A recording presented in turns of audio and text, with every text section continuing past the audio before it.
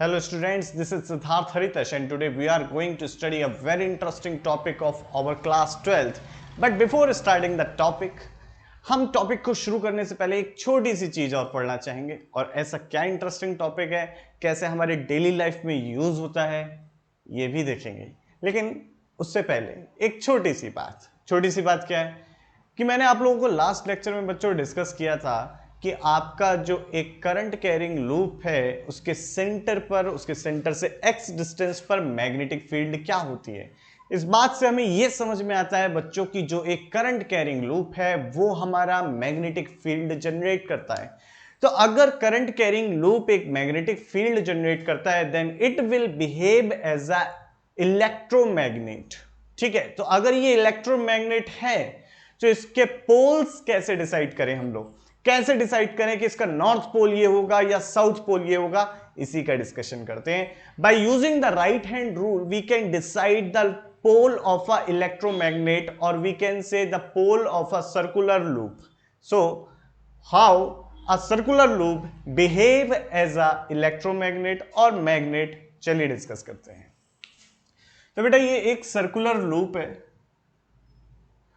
इस circular loop के अंदर एक करंट फ्लो कर रही है। करंट है बेटा आपकी आई, करंट आई फ्लो कर रही है और करंट आई की जो डायरेक्शन है दिस इज क्लॉकवाइज।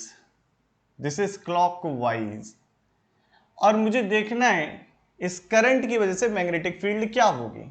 और अगर मैं इसे आपको इसको फ्रंट व्यू दिखाऊं इसका, तो फ्रंट व्यू किस तरीके से होगा, देखिए फ्रंट व्यू बच्चों इस तरीके से होगा। The direction of current in this loop is clockwise. ठीक है, तो मैं देखना चाहता हूं इसके सेंटर पे जो मैग्नेटिक फील्ड बन रही होगी, सेंटर ओ है, इस पे डायरेक्शन कैसी होगी। तो ध्यान से देखिए, मैं राइट हैंड रूल का यूज करूंगा। राइट हैंड रूल हमारा बताता है डायरेक्शन ऑफ मैग्नेटिक फील्ड। जिस पॉइंट पर मुझे मैग्नेटिक फील्ड देखनी होती है उस पॉइंट की तरफ मैं अपने फिंगर्स को रखता हूं और जो आपकी थंब है, थंब को करंट की डायरेक्शन में रखते हैं। मुझे पॉइंट ओ पर मैग्नेटिक फील्ड देखनी है, साथ ही साथ मैं अपनी फिंगर्स को पॉइंट ओ पे रखूंगा और जब कर्ल करूंगा तो मुझे पता चलेगा जो डायरेक्शन है मैग्नेटिक फील्ड की वो अंदर की तरफ है। सिमिलरली अगर मैं इस पॉइंट की बात करूं, इस करंट सेक्शन की बात करूं, तो इसकी वजह से भी कैसे आ रही है, अंदर की तरफ। कहीं पे भी करंट को डिस्कस करूं तो करंट आपकी इधर की डायरेक्शन में और इसकी वजह से जो फील्ड आ रही है पॉइंट ओ पे अंदर की तरफ। सिमिलरली यहां पर भी जो फील्ड आ रही है वो आ रही है अंदर की तरफ। तो यहां पर मैं कह सकता हूं कि इस पूरे सर्कुलर लूप के हर एक सेगमेंट की वजह से जो मैग्नेटिक फील्ड बन रही है उसकी डायरेक्शन अंदर की तरफ है। अब मैंने आप लोगों से डिस्कस किया था what is the physical significance of the direction of magnetic field. Magnetic field की डायरेक्शन का क्या फिजिकल सिग्निफिकेंस है। तो अगर आप किसी मैग्नेटिक फील्ड में एक कंपास लेके रख दो, कंपास को हिंदी में क्या कहते हैं आप लोगों को पता है क्या, सोच के बताओ, दिक्सूचक। तो अगर किसी मैग्नेटिक फील्ड के अंदर हम कंपास को रख दे बच्चों, तो कंपास रखने पे जो उसकी नॉर्थ या जो निडल है उसका, निडल का जो नॉर्थ साइड होगा, जिस डायरेक्शन में डिफ्लेक्ट होगा वो डायरेक्शन होगी डायरेक्शन ऑफ मैग्नेटिक फील्ड। ठीक है, तो मतलब ये है कि अगर मैं यहां पर कंपास ले जाऊं और रखूं तो इस कंपास का जो नॉर्थ निडल है, मान लीजिए निडल का नॉर्थ पोर्शन है, तो नॉर्थ पोर्शन अंदर की तरफ होगा डेफिनेटली, तो साउथ पोर्शन बाहर की तरफ होगा। तो यहां पर इसका साउथ पोल बन रहा होगा और साथ में अंदर की तरफ नॉर्थ पोल बन रहा होगा। तो यहां से हम बच्चे समझे, क्या समझे, कि यहां पर आपका साउथ बन रहा है, यानी कि if the direction of current on a loop or in a loop is clockwise then this is the south pole। तो clockwise में आप देख सकते हो साउथ के ऊपर एस मैंने बना दिया इस तरीके से, तो ये क्या बनेगा, साउथ बनेगा। और अगर मुझे यहां पर देखना है मैग्नेटिक फील्ड की डायरेक्शन, तो डेफिनेटली यहां पर जो फेस है इस पे साउथ बन रहा होगा। जो इधर होगा ऑब्जर्वर उसके लिए ये साउथ पोल होगा और जो इधर होगा उसके लिए क्या होगा, डेफिनेटली क्या होगा बच्चों, नॉर्थ पोल होगा। ठीक है, तो इधर साइड पे नॉर्थ पोल होगा डेफिनेटली। ठीक, पॉइंट सारे क्लियर है, मैग्नेटिक फील्ड की बातचीत क्लियर हो गई और मैग्नेटिक फील्ड की डायरेक्शन जो होगी ऐसे होगी बेटा। ठीक है। अब अगर मैं बात करूं कि अगर यही सर्कुलर लूप है but this time the direction of current is anti clockwise, the direction of current is anti clockwise, so what will happen बच्चों, क्या होगा अगर इसमें एंटी क्लॉकवाइज है तो आपको देखिए थंब की डायरेक्शन बाहर की तरफ आ रही है। थंब की डायरेक्शन अगर बच्चों बाहर की तरफ आ रही है, इस बात से हमें ये समझ में आता है कि यहां पर बन रहा है अपना नॉर्थ पोल। यानी कि अगर मैं कंपस लेके जाऊंगा तो कंपस में जो निडल है, निडल का जो नॉर्थ पोर्शन है बाहर की तरफ आएगा। है ना इंटरेस्टिंग पॉइंट। तो कैसे आपका सर्कुलर लूप एक पोल की तरह, या फिर मैं पोल नहीं बोलता इसे, एक मैग्नेट की तरह बिहेव करता है हमने जाना। अब इसके बाद सोलेनॉइड की चर्चा करते हैं। व्हाट इज द सोलेनॉइड, थोड़ा पेशेंस रखो, बताता हूं, इसे नोट कर लो और उसके बाद सोलेनॉइड का डिस्कशन है। जल्दी से नोट करो बच्चों इसे। तो बच्चा पार्टी, सोलेनॉइड क्या होता है? सोलेनॉइड सिलेंड्रिकल, एक सिलेंडर है मेरे पास, इंसुलेटेड सिलेंडर, इसी को कंसीडर कर लेते हैं बच्चों। इसके ऊपर मैंने खूब सारा कॉपर का वायर लपेटा, यानी कि मैंने कई सारे टर्न्स बना दिए, और जब इसके अंदर मैंने करंट फ्लो करूंगा तो मैग्नेटिक फील्ड बन जाएगी।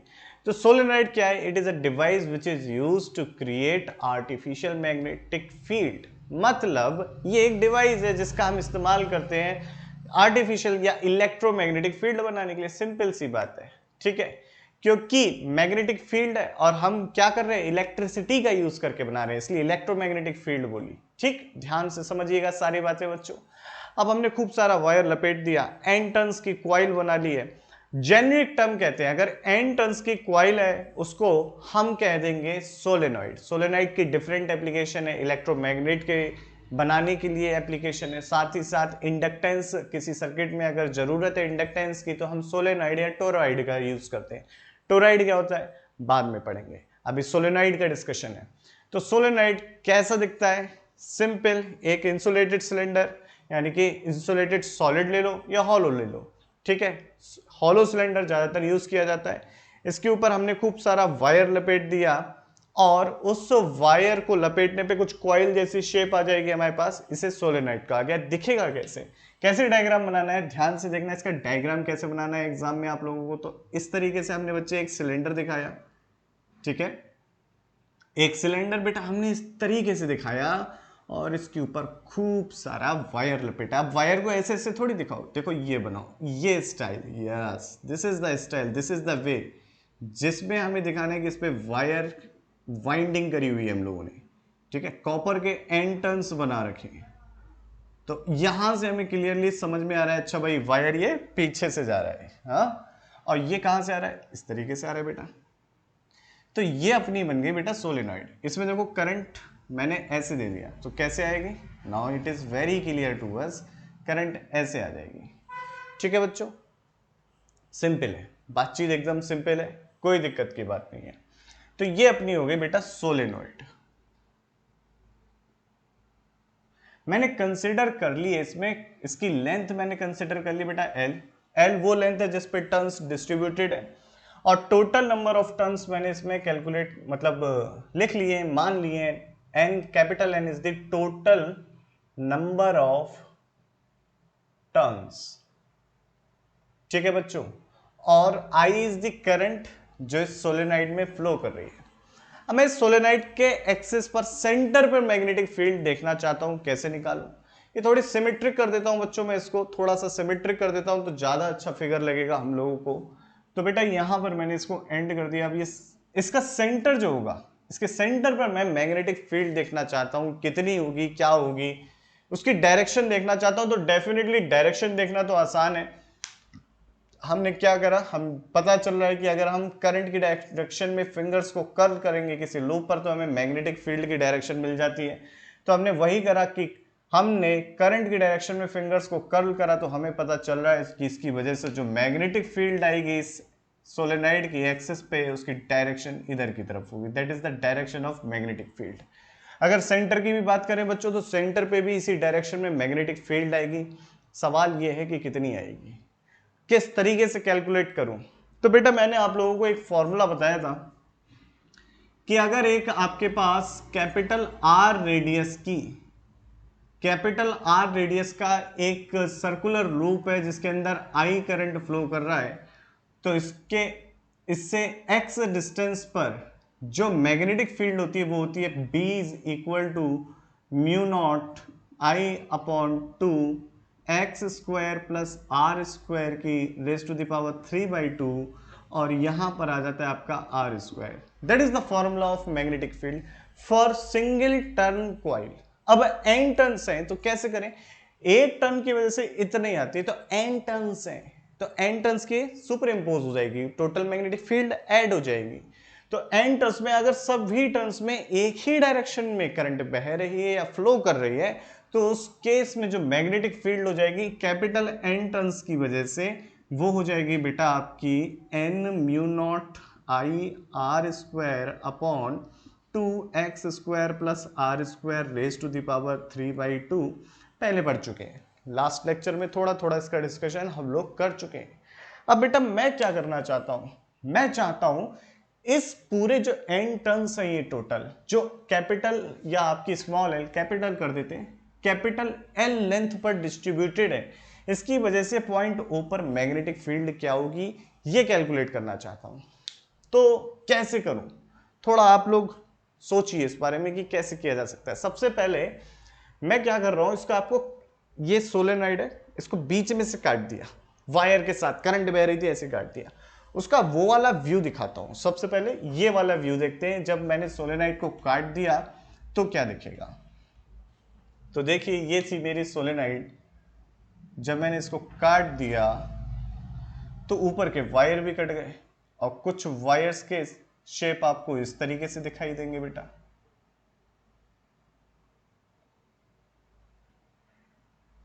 ये सर्कुलर लूप्स के, अच्छा है ऐसा नहीं है वास्तव में काट दिया है, इमेजिन कर रहे हैं हम लोग, ठीक है।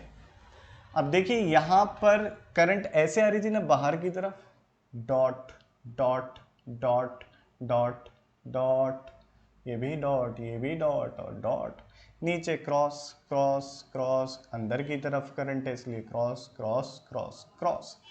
अब मुझे इसके सेंटर ओ पर मैग्नेटिक फील्ड देखनी है। मैंने कहा कि ये जो आपका एंड पॉइंट्स हैं सोलेनॉइड के, ये इस वाली लाइन से यहां पर तो अल्फा एंगल और यहां पर बीटा एंगल बनाते हैं। सिंपल पॉइंट है, कोई मतलब इशू नहीं होगा, सिंपल डिस्कशन है ना। तो अब ठीक बात है भाई। अच्छा कैपिटल एल इसकी क्या है, टोटल लेंथ है कैपिटल एल। तो एक और पैरामीटर डिफाइन कर लेते हैं, N is equal to number of turns per unit length, per unit length.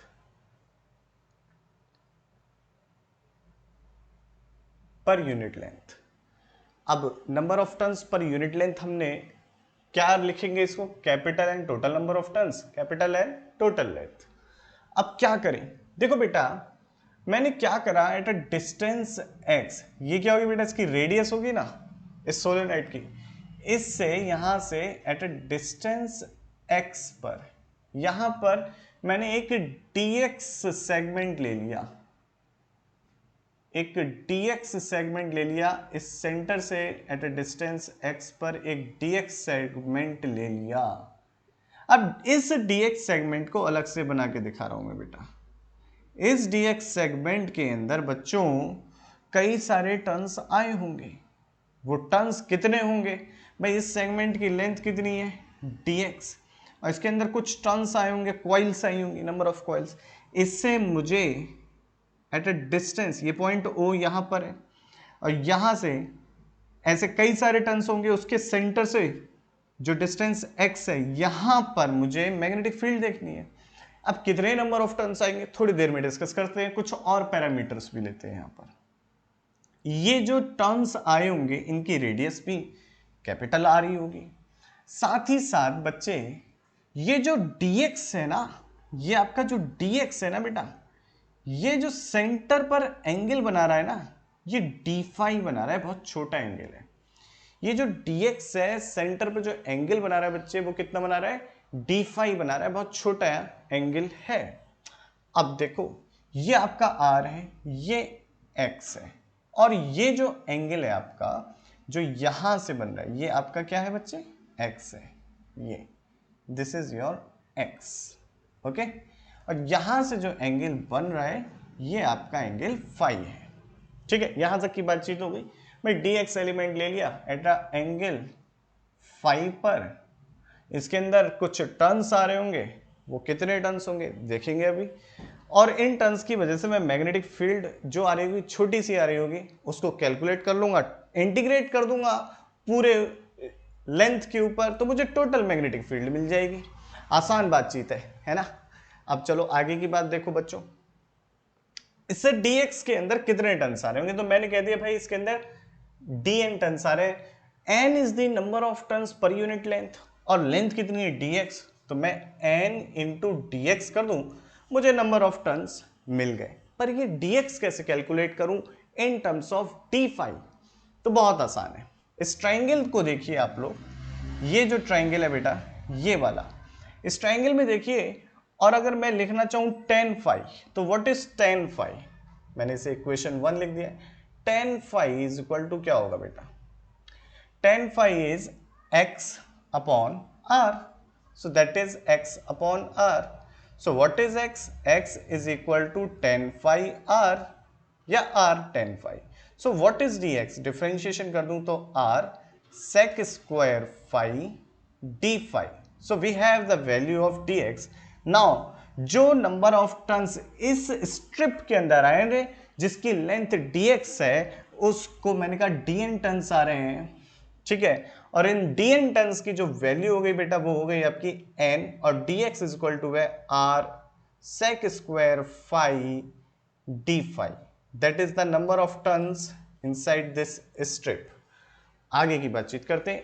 एक टर्न की वजह से इतनी मैग्नेटिक फील्ड आती है, तो इतने टर्न्स की वजह से कितनी मैग्नेटिक फील्ड आएगी, वेरी सिंपल, वेरी इजी, वही काम करना है जो पहले समझा था आपने कि एक की वजह से जो मैग्नेटिक फील्ड आती है उसमें dn से मल्टीप्लाई कर दो, तो जो db मैग्नेटिक फील्ड आ रही होगी बच्चों, ये db मैग्नेटिक फील्ड आपकी बराबर होगी dn, और सिंगल टर्न की वजह से मैग्नेटिक फील्ड कितनी होती है, mu naught I R square upon, कितनी दूरी पर है ये, x डिस्टेंस पर है, X square plus are square की पावर 3/2, और इधर आ जाता है 2।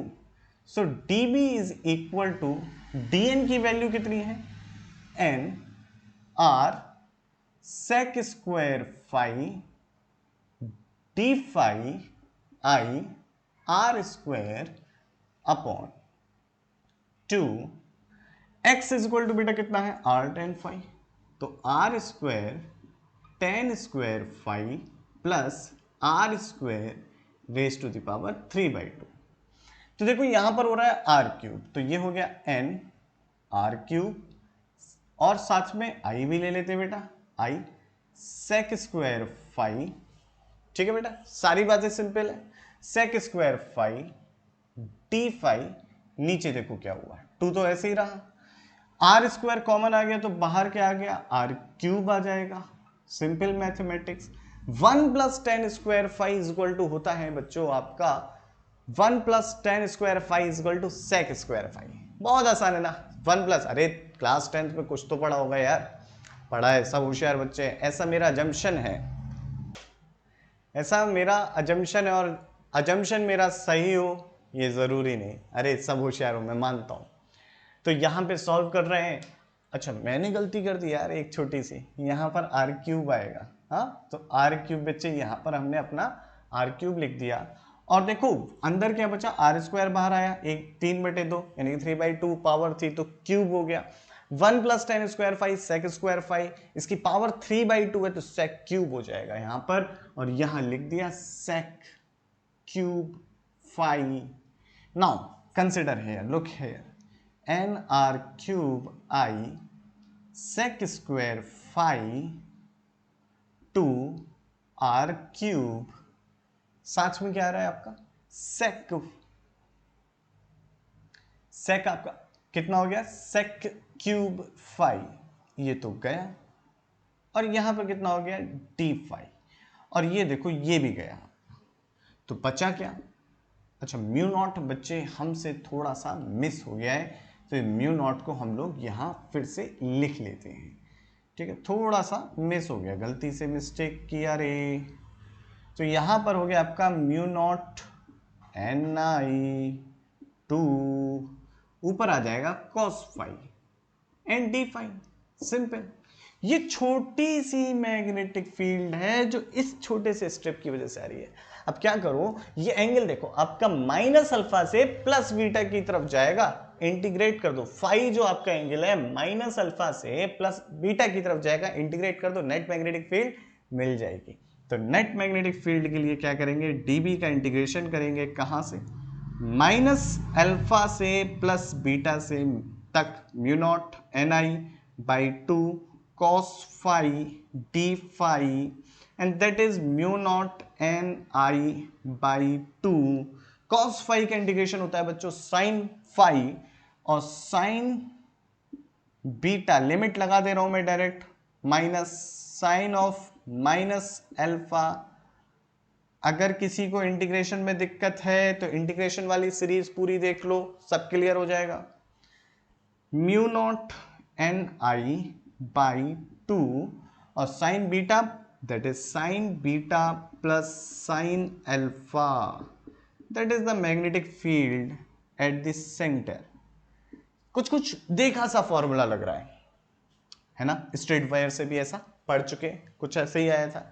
अब मैं कह रहा बहुत बड़ी मैं सोलेनाइड, बहुत ही बड़ी सोलेनाइड है, मतलब डिस्टेंस बहुत ज्यादा है सोलेनाइड की, तो ये बीटा और अल्फा क्या हो जाएंगे, बहुत बड़ी हो जाएगी, ऐसे फैल गए, देखो ना ऐसे हो जाएंगे एंड पॉइंट्स ऐसे, तो एंगल 90 बनाएंगे, यहां से एंगल ये भी 90 और ये भी 90। तो फॉर अ लॉन्ग सोलेनाइड, ये रब कर देता हूं बच्चों मैं, एक बार आप लोग फटाफट नोट कर लो, और मैं हट गया हूं बोर्ड से, आप लोग नोट कर लो, फिर मैं इसे रब कर देता।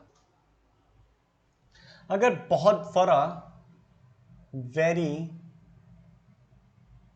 long solenoid, alpha is equal to beta is equal to 90 degree, फॉर्मूले में रख दो, then B is equal to mu naught Ni by 2 sin 90 plus sin 90, अच्छा sin 90 बेटा कितना होता है, 0, बहुत मारूंगा पकड़ के अगर 0 बोले तो, mu naught N i by 2, और ये 1 प्लस 1 कॉम्प्लेक्स कैलकुलेशन है, कैलकुलेटर से करके देख लेना 2 ही आएगी, तो ये 2 से 2 गया, और B इज इक्वल टू आ गया म्यू नॉट एन आई, और ये होती है मैग्नेटिक फील्ड किसी बड़े सोलेनाइड की वजह से उसके सेंटर पर। बहुत सिंपल सी बातें थी। अगर मैं कह रहा हूं कि मुझे मैग्नेटिक फील्ड निकालनी है, जैसे ये मेरा एक सोलेनॉइड है, ठीक है, मैं यहां पर मैग्नेटिक फील्ड निकालना चाहता हूं, ठीक, सेंटर पे नहीं निकालना चाहता मैं, मैग्नेटिक फील्ड यहां पर निकालना चाहता हूं, बीच में कहीं नहीं निकालना चाहता, एंड पर। तो देखो आपका ये बीटा एंगल तो यही हो जाएगा और अल्फा एंगल 0 हो जाएगा, तो इस केस में आपकी जो मैग्नेटिक फील्ड आएगी बी, तो इस केस में alpha is equal to 0 and beta आपका बीटा ही रहेगा, तो रख दो mu naught N i by 2 sine beta. और बेटा अगर ये लॉन्ग सोलेनाइड है तो उसकी वजह से क्या होगा, तो बीटा आपका कितना हो जाएगा 90। तो आप beta for long solenoid, for a long solenoid beta become 90 degree. So what will happen? B is equal to mu naught Ni by 2 sin 90 and that is mu naught Ni by 2. So this is the magnetic field at the end of the solenoid due to a large or long solenoid. It is easy. तो ये थी अपने solenoid की सारी कहानी। Solenoid का जितना discussion था मैंने सब डिस्कस किया, फटाफट नोट कर लो, उसके बाद बहुत कुछ है डिस्कस करने के लिए। बाकी बातचीत नेक्स्ट लेक्चर में करेंगे। अगर दोस्तों, बच्चों, मेरे प्यारे छात्रों, स्टूडेंट्स और देश के भविष्य, बहुत अच्छे बच्चे हैं आप लोग, मैं ऐसी आशा कर रहा हूँ, जमशन है ये। खैर, बातचीत अलग। अगर आपको ये पसंद आई है वीडियो तो अपने साथियों को बताओ, अपने दोस्तों को बताओ, उन लोगों को बताओ जो परेशान हैं फिजिक्स में, ताकि वो भी देखें और अपने सब्जेक्ट को इम्प्रूव करें और प्यार करने लगेंगे यार फिजिक्स से। ठीक है, तो अभी के लिए इतना ही। बाय बाय, जय हिंद।